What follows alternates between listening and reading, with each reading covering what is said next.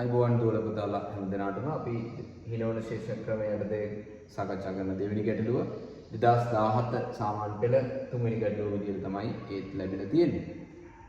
කලින් ගැටලුවට වඩා විශේෂ වෙන්නේ වාර්ෂික පොලි අනුපාතිකය ගණනය කරන ලෙස තමයි අහලා තියෙන්නේ. ඔයාලගේ ගැටලුව තියෙනවා නම් නැවත මම පෙර දැනුවත් කර පරිදි විනාඩි 10ක 15ක පරිම කාල සීමාවක් තුල හදලා පිළිතුර පරීක්ෂා කරලා බලන්න. එතකොට අපි බලමු කොහොමද පොලි අනුපාතික ගණනය කරන්නේ කියලා. මම මේ ක්‍රම දෙකක් යටතේ සාකච්ඡා කරලා බලාපොරොත්තු වෙනවා. 2017 වල තුන්වෙනි ගැටලුව. මේ ගාන විශේෂත්වය ඔයා කලින් ගාන හැදුවා වගේ අර මාසික වාරිකයක මුදල අපිට ගණනය කරන්න නෑ. ඒ මුදල අපිට දීලා තියෙනවා. එතකොට අපි හොයන්න ඕනේ ආපස්සට ඇවිල්ලා පොලි අනුපාතිකය කීයද කියන විදිහ. මම කලින් ගානේ හදපු පියවරම මේ ගානටත් අනුගමනය කරන්නම්. එතකොට මම මේකෙදි ගන්නවා මුලදීම ගෙවිය යුතු මුදල ණය මුදල සමානයි අල්මාරි වටිනාකම රුපියල් 30000යි. හැබැයි අපි මුලදී රුපියල් 6000 ගෙවන නිසා ත්‍රිම ණය මුදල හොයාගන්න රුපියල් 24000යි. හරිද? මේක තමයි ගෙවිය යුතු ණය මුදල. ඒ ණය මුදල ගෙවන්නේ මාසික වාරික 24කින් නිසා මම කලින් ක්‍රමයට වගේම මාසික ණය කොටස හොයා ගන්නවා. මෙන්න මේ රුපියල් 24000 බෙදනවා පුතේ වාරික 24. බලන්න තමත් පහසුවෙන් සුළු වෙන විදිහට තමයි ගැටලු දෙන්නේ වලට. මෙතෙන්ට 24 එකයි මෙතෙන්ට 24 එකයි මේ බිඳු 3යි රුපියල් 1000යි.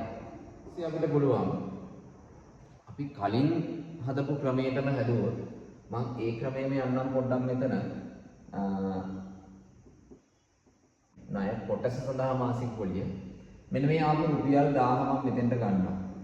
ඔයාලට මතක නම් කලින් ගානේදී පොලි අනුපාතිකය තිබුණනේ. එතකොට මේක ළඟින් අපි ලිව්වේ පොලි අනුපාතිකය. මම අන්නේ පොලි අනුපාතිකය 100ට x කියලා ගන්නවා. පොලි අනුපාතිකය 100ට x. හරි 100ට x කියලා ගන්න. එතකොට අපි කලින් එකේ 12 න් කියලා කොටසක් දැම්ම නේද? මාසෙකට බලන්න. අන්න ඒක නැවත ඒ විදිහට මම දාලා පුළුවන් මට්ටමින් මේක චුට්ටක් මම සුළු කරගන්නවා. මේ බිඳු දෙකට මේ බිඳු දෙක කපන. හරි. يعني 100න් බෙදුණා කියන්නේ. එතකොට ආයි දෙකෙන් කපන්න පුළුවන්. මම ඒක කරන්නේ නැතුව ඔහම ලේසිම සුළු කිරීම කරගෙන මේ දෙන්න ගුණ කරනවා දැන් 10x කින් ගුණ කරාම 10x යටින් ඉතුරු වෙලා තියෙන පුතේ 12ක් එක 12. මේක සුළු කරන්න නැතුව එහෙම මම තියාගන්නවා. මේ මට ආවේ x ඇසුරින් මාසික ණය කොටසක් සඳහා ගෙවිය යුතු පොලි. මාසික ණය කොටසක් සඳහා. එතකොට ඔයාලට මතක නම් ඊළඟට අපි මාස ඒකක ගණන කියලා එකක් ලියමු. මාස ඒකක ගණන n බෙදීම 2යි n ධන 1. එතකොට මෙතන n කියලා කියන්නේ වාරික ගණනනේ. වාරික ගණන මේ ගානේ 24යි. 24 බෙදීම 2 24 ධන 1. ඒ කියන්නේ 24 දෙකෙන් බෙදුවාම 12යි. මෙතන වරහන් නිසා ගුණ කිරීම 24 1යි 25. 25 12 ගුණ කරන්න පුතේ එනවා 300. හරි 300. මෙන්න මේ මාසයක ගණන. මෙන්න මේ මාසයක ගණන මේ පොලියෙන් වැඩි කරා නම් මුළු පොලිය අපිට ලැබුණ නේද කලින්? ඒ ක්‍රමයම මම පාවිච්චි කරා. එතකොට මට මුළු පොලිය ගන්න මුළු පොලිය සමානයි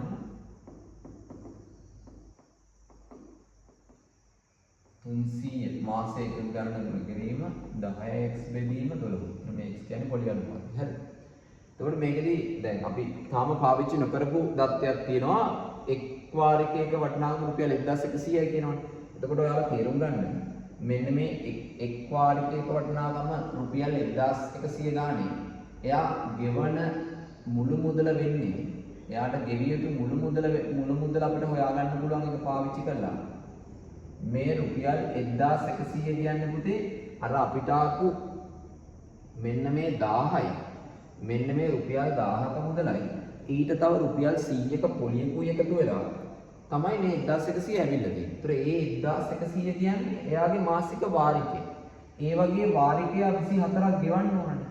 මොකද එතන තියෙනවා මාසික වාරික 24ක ගෙවීමක්. ඒ නිසා මේක ඔයාගෙන් ගුණ කරාම ඔයාලට කරන්න තියෙන්නේ මෙන්න මේ දෙන්න ගුණ කරා කරගන්න මේ 24 11 24 11 ගුණ කරද්දී දේශ ක්‍රමයක් දන්නවා හතර වරක් එක 4යි ඊට පස්සේ මේ දෙන්න එකතු කරන්න 6යි දෙවරක් එක 2යි ඊට පස්සේ මේ බිංදු දෙක අගට දාන්න රුපියල් 26400ක මුදලක් තමයි එයා සම්පූර්ණ මුදල වශයෙන් ගෙවන්නේ හැබැයි ඔයාලට මතක නම් මෙතන තිබුණ ණය මුදල වෙන්නේ 24000යි ණය මුදල බලන්න 24000 මෙතනින් අඩු කරාම පුතේ අර මුළු පොලිය කියන කොටස එනව නේද මෙන්න මේකට අපි ආපු කොටසට අපිට සම්බන්ධ කරන්න පුළුවන් සමීකරණයක් එතකොට අපිට ලැබෙනවා කොහොමද එන්නේ එහෙනම් මම මෙතනින් මුළු පොලිය හොයනවා මුළු පොලිය සමානයි 26400 අඩු කරනවා 26400 අඩු කරනවා අnder ණය මුදල වෙච්ච 24000 එතකොට බොහොම ලේසියෙන් උත්තරයක් වෙනවා රුපියල් 2400යි කියලා.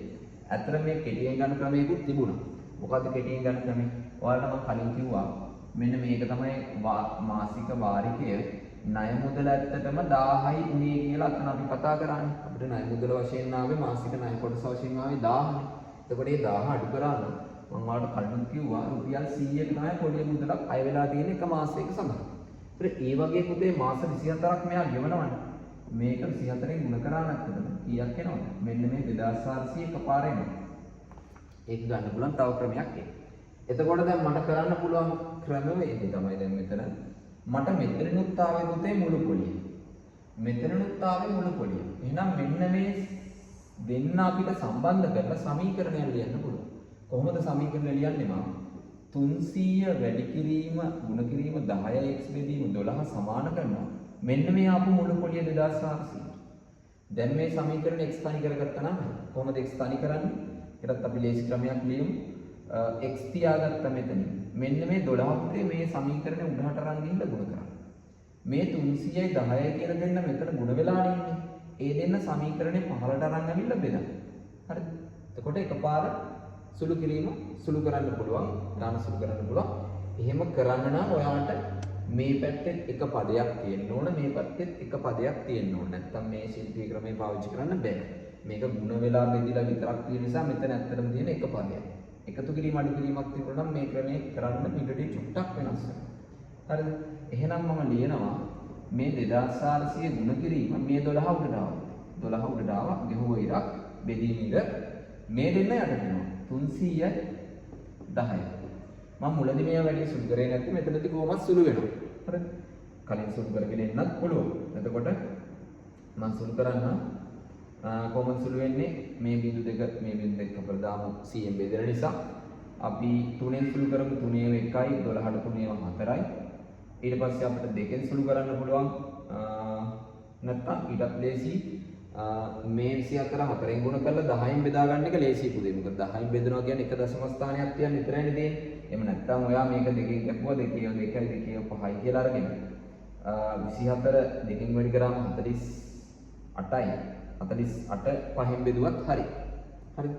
ඒක නැත්නම් මම මෙතන ලියන්නම් 24 4න් ගුණ කරාම එනවා 80යි 96ක්. 96 බෙදීම 10යි. 96 10න් බෙදුවාම ඔයා දන්නවා බොහොම ලේසියට අපිට කරන්න තියෙන්නේ. මෙන්න මේ අග ඉඳලා මෙහාට අවිල්ලා එක දශම ස්ථානයක් තියෙන. නම් පිළිතුර වෙන්නේ 9.6යි ප්‍රතිශත. මොකද 100ට ගානකෝයි අපි හෙව්වේ. හරිද? ඔය එක ක්‍රමයක්. එතකොට මේක හදන්න පුළුවන් තව ක්‍රමයක් තමයි ඉනි ස්කීම් එකේ තියෙන මේ ක්‍රමය නිසා මම පොඩ්ඩක් එකක් පැහැදිලි කරන්න. ණය මුදල තිබුණේ 24000යි.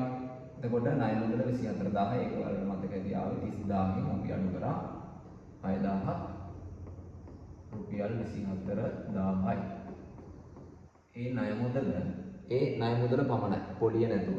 එතකොට පොලිය 1100 මාසික වාරික 24ක් ගෙවනවානේ මෙයා. එතකොට සම්පූර්ණ වශයෙන් ගෙවෙනවා ණය මුදල සහ පොලිය එක්ක 26400.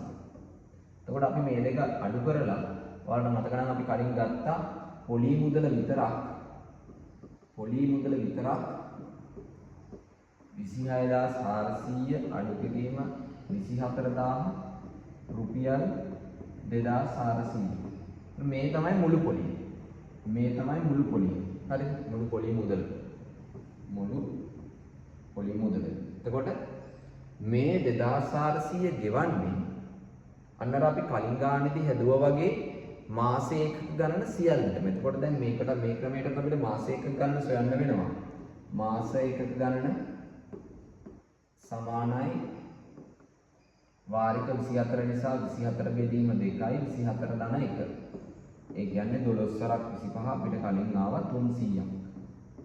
එහෙනම් එක මාසික ණය කොටසක් සඳහා ගෙවන පොලිය හොයන්න. මතක නම් ඔයාලට අපි මුළු පොලිය කලින් ගානේ ගත්තේ මාස ඒකක ගණන එක මාසික පොලියෙන් ගුණ කරලා නම් දැන් ආපස්සට අපිට රිවර්ස් එකට හිතන්න වෙනවා. එක මාසික පොලිය හොයන්න නම් මුළු මුදල මාස ඒකක ගණනේ බෙදන්න ඕනි කියන දේ ඔයා හිතන්න ඕනේ. එහෙනම් එක මාස ඒකකයක් මාසික ණය කොටසක් සඳහා පොලිය මම හොයනවා. එක් මාසික ණය කොටසක් සඳහා පොලිය සමානයි.